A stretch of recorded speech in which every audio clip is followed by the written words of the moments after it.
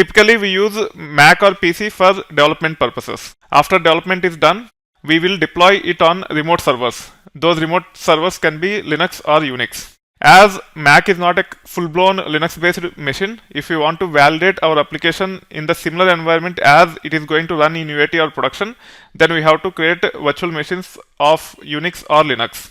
We have already seen how to set up Parallels, and then using Parallels how to set up Windows-based virtual machines earlier. However, as part of this video, I'll be demonstrating how to set up VirtualBox and then use it for creating virtual machines which are of Unix or Linux-based. VirtualBox is actually initiated by Sun Microsystems. It's an open source software. As Sun Microsystems is acquired by Oracle, now it is the product of Oracle and it's an open source product. You can go to Google and search for Oracle VirtualBox and hit enter.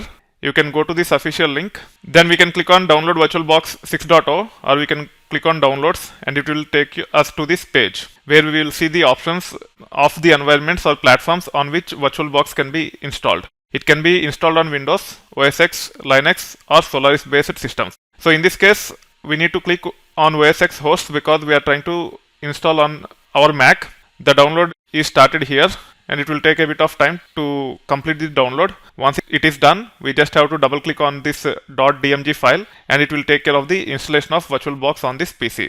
VirtualBox is just a virtualization software, and then we have to use VirtualBox to create a virtual host and we have to install operating system on it and we can take it from there. However, there are tools like Vagrant which will facilitate us to automate the process of virtual machines instead of using the graphical user interface and take time to create virtual machines. We'll actually see those details as we proceed further. Now the file is downloaded. We can go to this location and then double click on this. It will start the installation process. Now we just have to click on this one. Actually, we have to take care of double click and then we have to continue. Hit on continue, install, either use password or touch ID.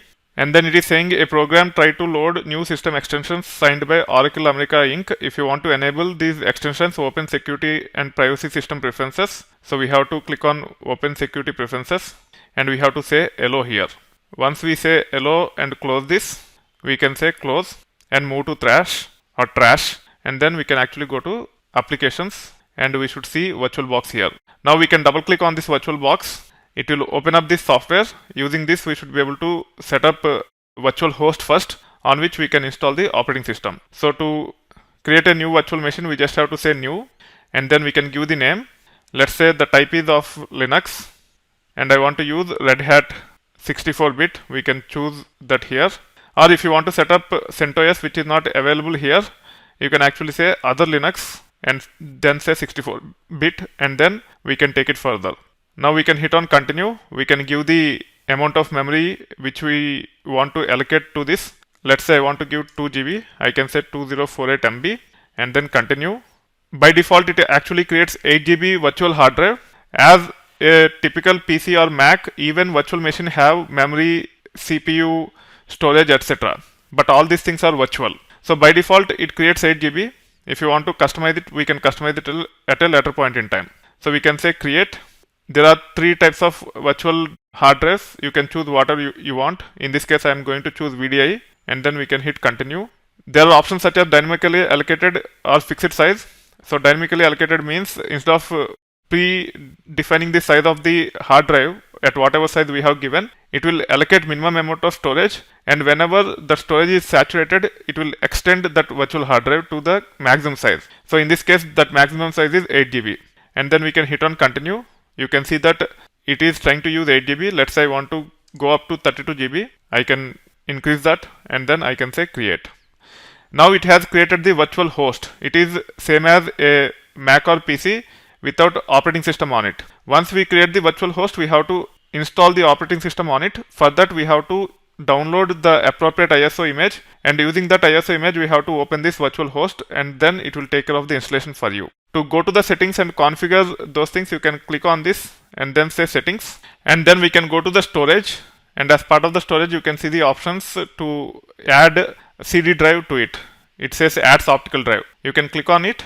You can say choose disk. Typically, we have to choose an ISO image to add to it, and that ISO image will be acting as a CD for us. To see the options, you can expand this and you can see that either you can use .dmg, .iso, .cdr, so on and so forth.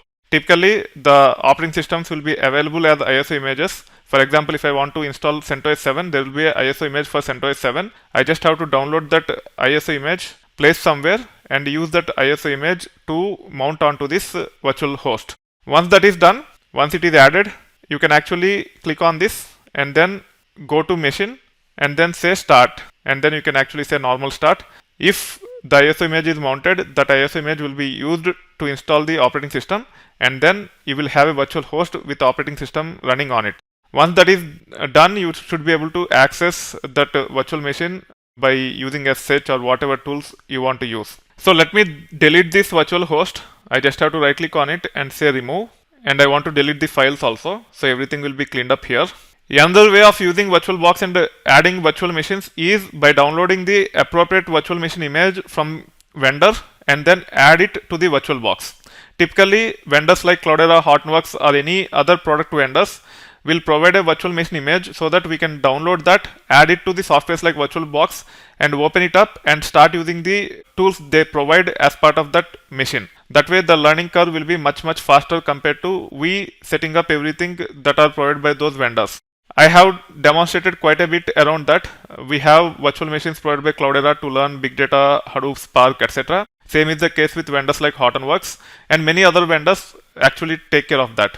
So make sure you have VirtualBox and use it as and when it is required by downloading the appropriate virtual machine image, add it to the VirtualBox, open that virtual machine and start using it. I will be demonstrating those things again at a later point in time.